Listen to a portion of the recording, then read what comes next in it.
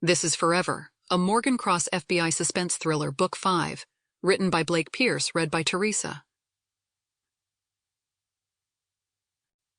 Prologue.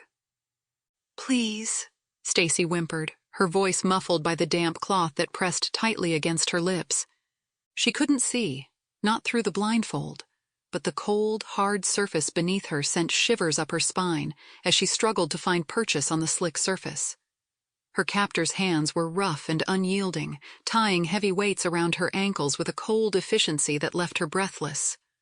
"Let me go," she pleaded again, the words barely escaping her throat in a pitiful whisper. But her captor seemed to take no notice of her pleas, continuing his work with a detached precision that made her stomach churn.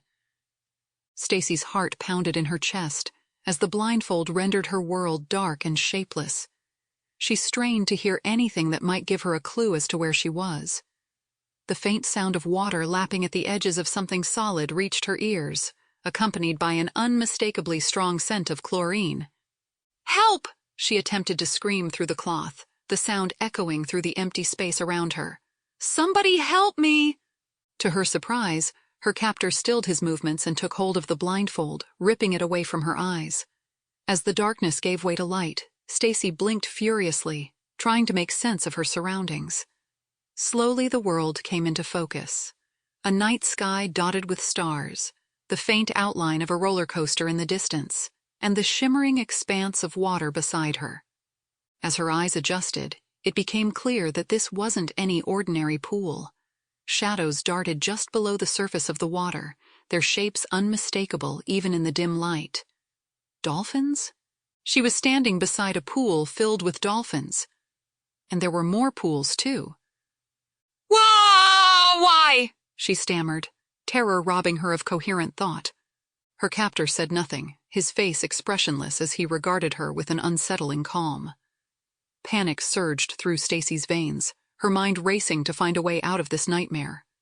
"Please, don't do this," she whispered, her voice barely audible above the sound of her own ragged breaths.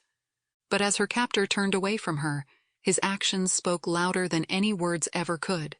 And in that moment, Stacy knew that mercy was not something she would find here tonight.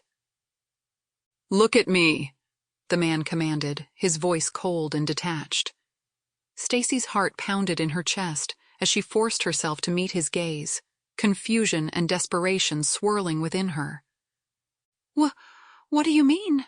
she asked hesitantly, tears welling up in her eyes, unwilling to look away from him for fear of what might happen next. Sample complete. Ready to continue?